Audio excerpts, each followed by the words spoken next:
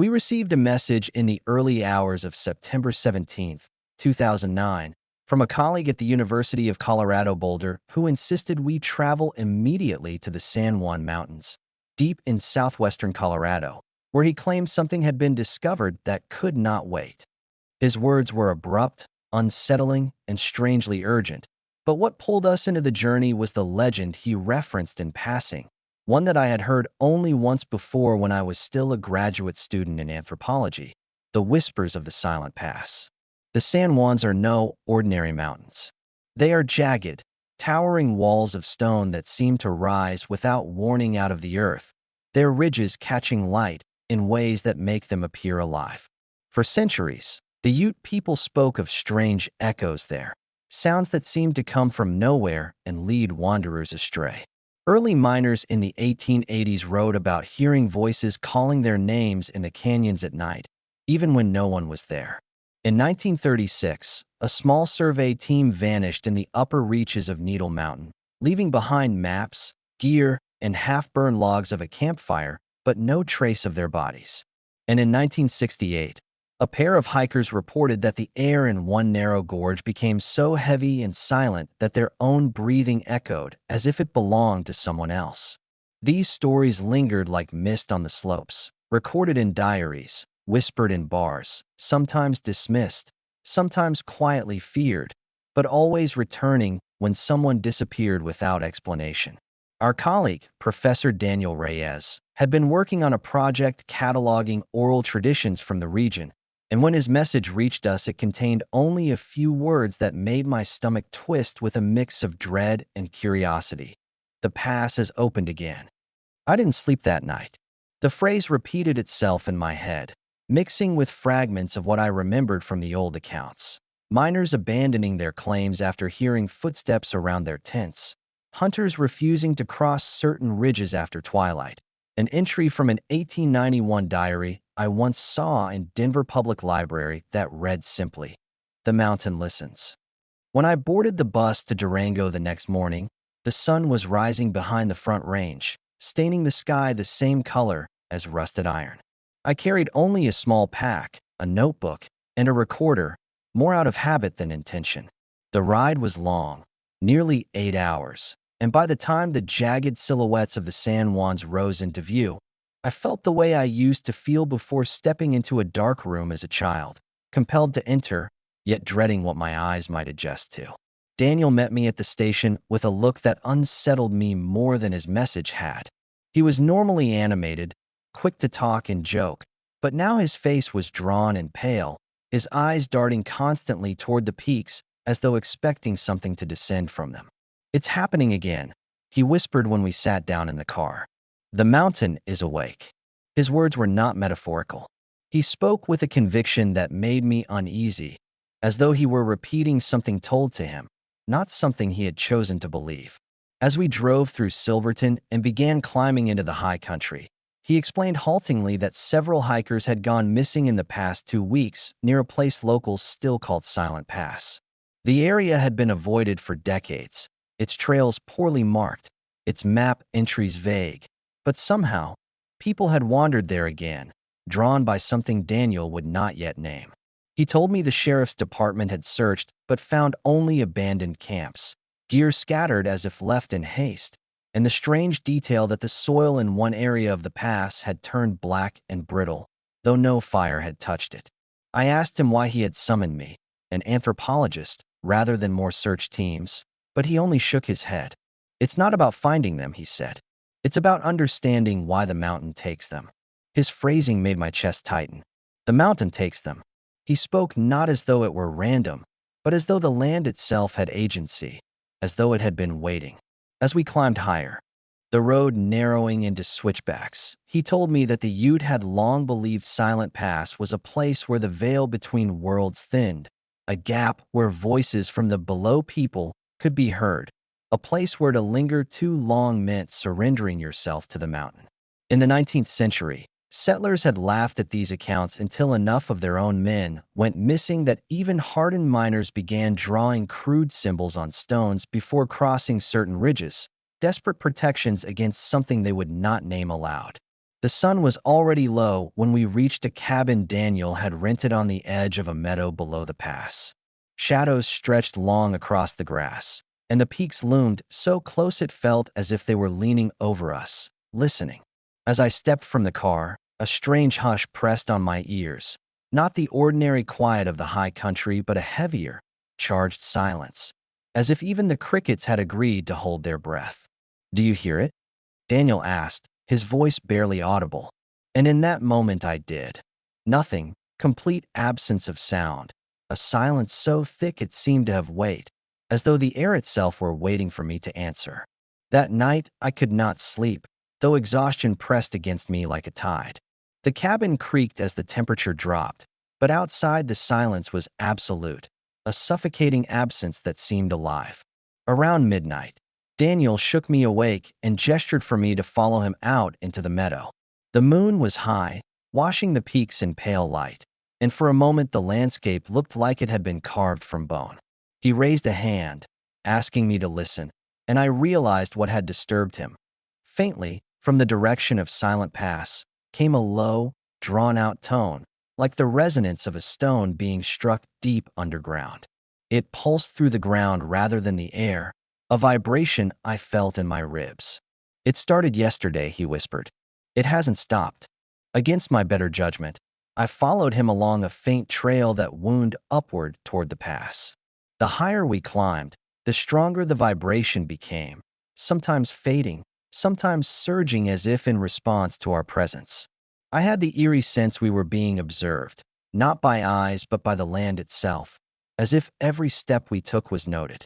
About an hour and we reached a ridge where the path split, one fork descending into a narrow gorge, the other continuing toward the pass. Daniel stopped suddenly and shone his light at the ground. In the beam I saw what looked like human footprints, dozens of them, pressed into the dirt, but they overlapped chaotically, some leading forward, others circling back, as though people had walked in confusion. Stranger still, a few impressions were impossibly deep, as if those who made them carried a weight far greater than their bodies could explain. My stomach tightened, and I asked Daniel if these belonged to the missing hikers. He didn't answer.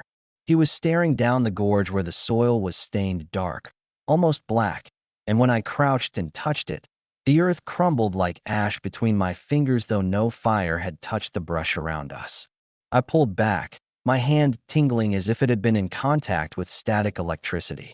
The silence thickened, and for the first time I understood why the old accounts called it suffocating.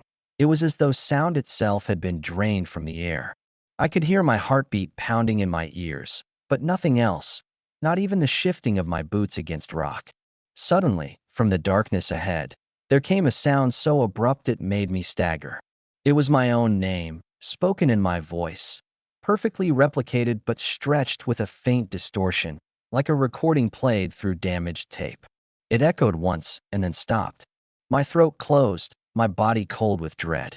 Daniel grabbed my arm hard, his eyes wide with terror. "Don't answer," he hissed. "That's how it takes them."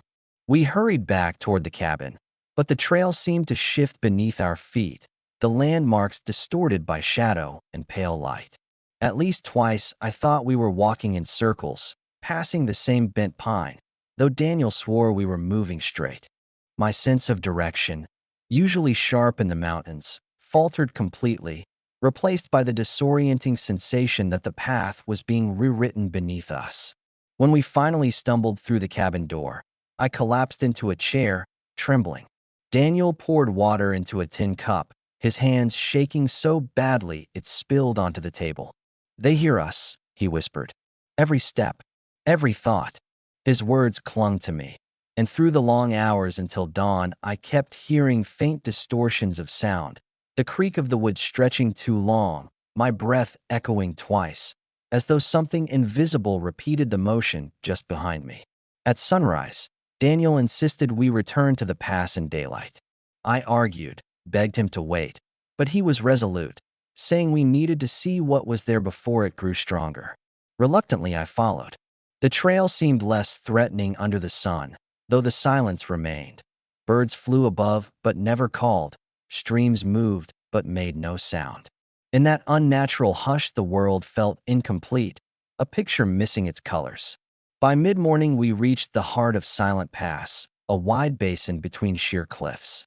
Here the soil was completely black, brittle as charcoal, stretching across the ground like the aftermath of a firestorm, yet not a single branch was burned. We walked carefully, boots crunching on the strange surface. I knelt to examine it again, and this time when I pressed my fingers into the soil, I heard a sharp intake of breath right beside my ear, my own voice, gasping, but no one was there. I jerked back, my heart racing, and Daniel gripped my shoulder. "You see now," he said, his voice hoarse. "It's not a place. It's a threshold." His words hung heavy in the dry air. I turned in a slow circle, and that's when I saw them. Across the basin, on the far side of the black soil, stood three figures. At first I thought they were people, hikers maybe, but as I stared, something about them was wrong. Their proportions slightly elongated, their movements faintly delayed, as though they were reflections trying to keep pace with us. My stomach dropped as one of them lifted its hand and mimicked my gesture from moments earlier, turning in a circle. The sun seemed to dim, shadows stretching unnaturally long, and I felt my own body begin to tremble not from cold, but from recognition. Whatever those things were, they were not strangers. They were us. I could not move. The three figures across the basin stood perfectly still, their heads tilted slightly, watching us with a patience that was more terrifying than hostility. Daniel's grip on my shoulder tightened until it hurt, but I barely felt it over the strange pulsing in my chest, as if the rhythm of my heart was no longer entirely my own. Then, in unison, the figures stepped forward. They did not walk so much as glide, their feet brushing the blackened soil without sound, and with each step they seemed to ripple, flicker, as if they were caught between two frames of film. I realized, with a jolt that froze my breath, that they were not approaching us across the pass. They were approaching us through us, matching our movements a fraction too late, like echoes that had grown solid. "Don't look at them," Daniel whispered, but his voice was shaking, and I knew he was as transfixed as I was. My body wanted to flee, but my mind felt tethered to the sight, as though invisible strings bound me to these mirrored shapes. Then the silence deepened, pressing into my skull, and I heard again my own voice call my name. Only this time it was layered with Daniel's, a chorus of ourselves calling from somewhere beneath the earth. The figures stopped suddenly, as if waiting, and I understood with a clarity that chilled me to the bone. They were waiting for us to answer. I tore my eyes away and stumbled backward, pulling Daniel with me. He resisted at first, his gaze locked on the shapes, but when I shouted his name, he blinked as though surfacing from a dream. We turned and ran, the crunch of our boots on the brittle ground the only sound in the suffocating hush. Behind us I felt, not heard, but felt, the echo of our steps multiplied, as if dozens of versions of us were running just a beat behind. We didn't stop until the cabin was in sight, and when we finally slammed the door shut and bolted it, Daniel collapsed to his knees, gasping though the air was still heavy with that strange silence. For a long time neither of us spoke. The hours bled together until evening came, shadows stretching long through the cracks in the wooden walls.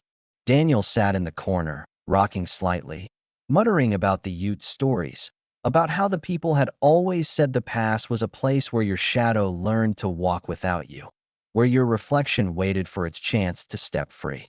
"It's not legend," he whispered, his eyes glazed. "It's memory. The mountain remembers us."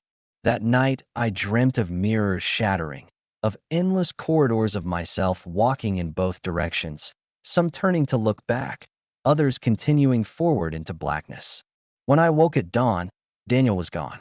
His pack remained, his coat hung on the wall, but the door stood open and the silence outside seemed heavier than ever. I searched the meadow, called his name until my throat was raw, but there was no trace. The only mark I found was a set of footprints in the brittle soil leading toward the pass. One set alone, stopping abruptly in the center of the basin as though he had simply ceased to exist. Terrified, I left that day, driving down the winding roads until the mountains shrank in the rearview mirror, their peaks disappearing into clouds. Yet even as I returned to the noise of towns and cities, I carried the silence with me. It pressed against me in quiet rooms, in moments before sleep, in the empty stillness of libraries where I tried to lose myself in research. I read every account I could find, old diaries, sheriff's reports, fragments of Ute oral tradition. Again and again the same warning surfaced, that the past does not take you suddenly but waits, patiently, until you look too long at what is not truly there. In the months that followed, strange things began to happen. Once, walking through a crowded street in Denver, I caught sight of someone ahead of me moving in perfect rhythm with my steps. I slowed, they slowed. I stopped, they stopped. When I finally forced myself to look directly, there was no one at all, just the shifting crowd. Another time, recording notes late at night, I played back the tape and heard my voice speaking words I had not said. Come back. It's open. I have never returned to the San Juans, though sometimes I dream I am there again, standing in that basin of blackened soil, staring at figures that wait patiently across the expanse, their movements always just a heartbeat behind mine. And in those dreams, I always know the same truth, that one day, whether I choose it or not, the mountain will call me home.